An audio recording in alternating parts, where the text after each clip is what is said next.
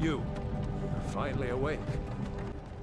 Skyrim, whilst being one of my favorite games of all time, isn't by any stretch of the imagination the best game of all time. We all know the classic Bethesda trend of releasing games with glitches galore, but that's far from the only flaw plaguing their games.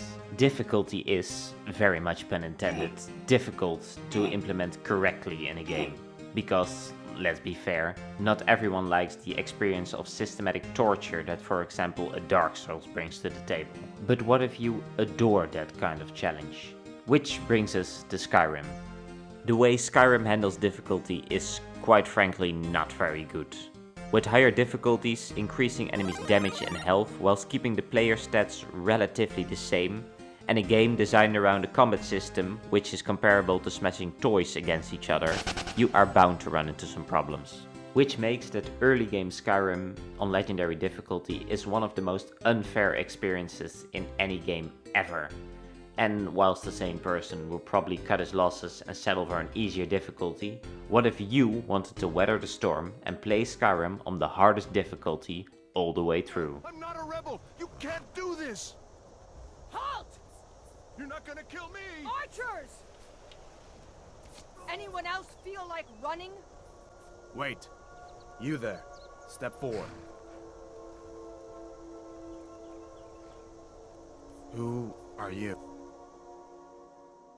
After Lokir gives a good representation of how this run is going to go, we get to pick a race. The only important thing to remember here is that a character built around magic won't work in the long run due to the fact that the damage output will be outskilled by pretty much everything come late game. I release you from the spell. You have no power here. After running from a dragon, I make the only logical decision and not side with the people that tried murdering me just 3 minutes beforehand. Whilst in Helgen, try and play the game as much in spectator mode as possible. Basic enemies are at this point leaps stronger than you, so let Ralof do the heavy lifting. And when the enemies are distracted with your Stormcloak buddies, then you can get on the offensive and earn yourself a participation award at best.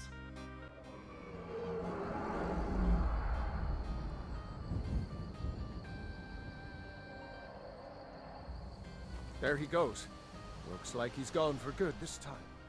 After escaping Helgen, while on your way to Riverwood, be sure to grab yourself the Thief's Standing Stone before jumping into the river.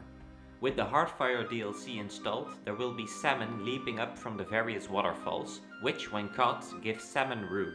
The salmon can be plucked straight out of the air, so get your feet wet and just ruin that ecosystem. In Riverwood, look for either Fiendal or Swen and complete the quest A Lovely Letter in a way that Fiendal will accompany the Dragonborn on his adventures. My preferred way to do it is to find Swen, get his fake letter and then immediately tell Camilla his plan. After that, Fiendal will be unlocked as a companion. The great thing about Fiendal is, other than the fact that we'll use him as a human shield for the next few hours, is that for a small fee he will train your range. And with a little trick called trading and then immediately trading back your coins, you basically get free archery levels until level 50. All of this just works. It's not, I'm not kidding. The Jarl needs to know if there's a dragon on the loose. Riverwood is defenseless. We need to get word to Jarl Balgruuf in Whiterun to send whatever troops he can. If you'll do that for me, I'll be in your debt.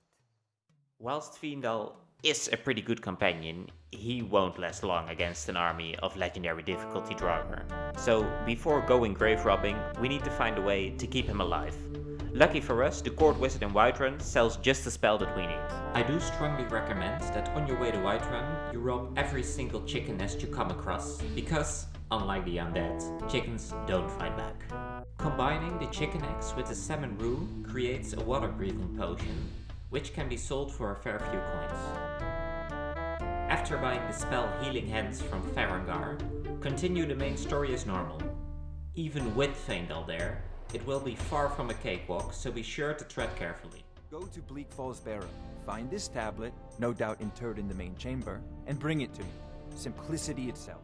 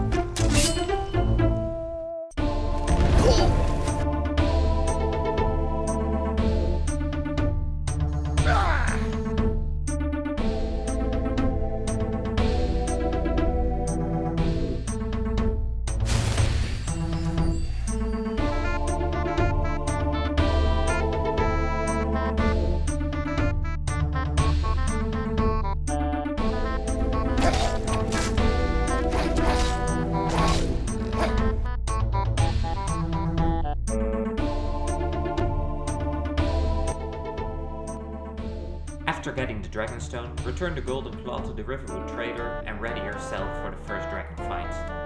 Well, I say fight. I recommend that for most of the fight you spend appreciating the wall textures inside the tower while you let the guards do all the heavy lifting. You may lose your pride, but you can unlock a fairly safe dragon shout in the process.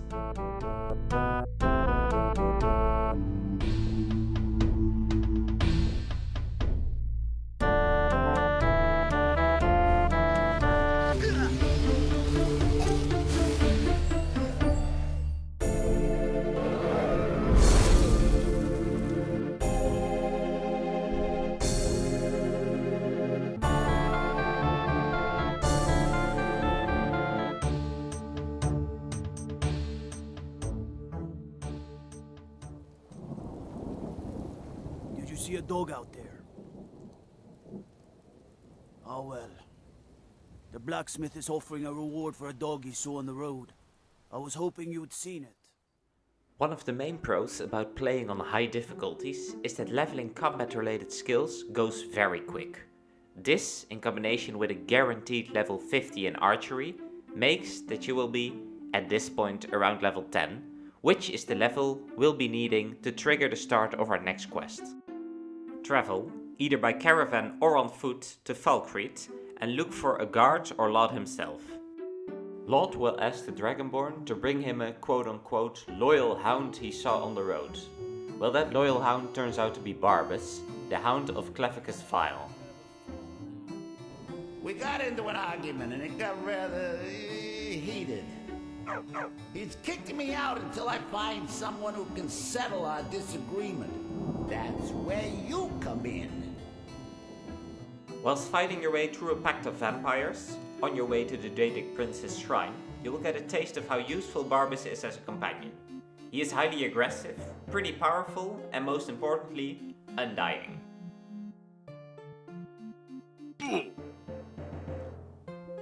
After many waves of vampires, you finally get to the shrine and can return the good boy to his rightful owner. That insufferable pup, forget it. Request denied, no deal. I'm glad to be rid of him, even if it does mean I'm stuck in this pitiful shrine in the back end of nowhere. Well, you heard the guy, the dog is ours now. All joking aside, Barbas will continue to follow the Dragonborn until we return the eggs from Rhinerock Burrow. And well, we're just not gonna do that. Now for the final step, we'll be getting some good early game armor to finish our kit. Travel to Riften, and past the lake, you'll come across an orc settlement. If all is as it should be, due to a giant problem, you should be able to just walk in and grab yourself a full set of orcish armor. And with that, all the pieces are in place for you to survive your legendary difficulty adventures. Just don't start feeling too powerful because, well, it's still Skyrim we're talking about.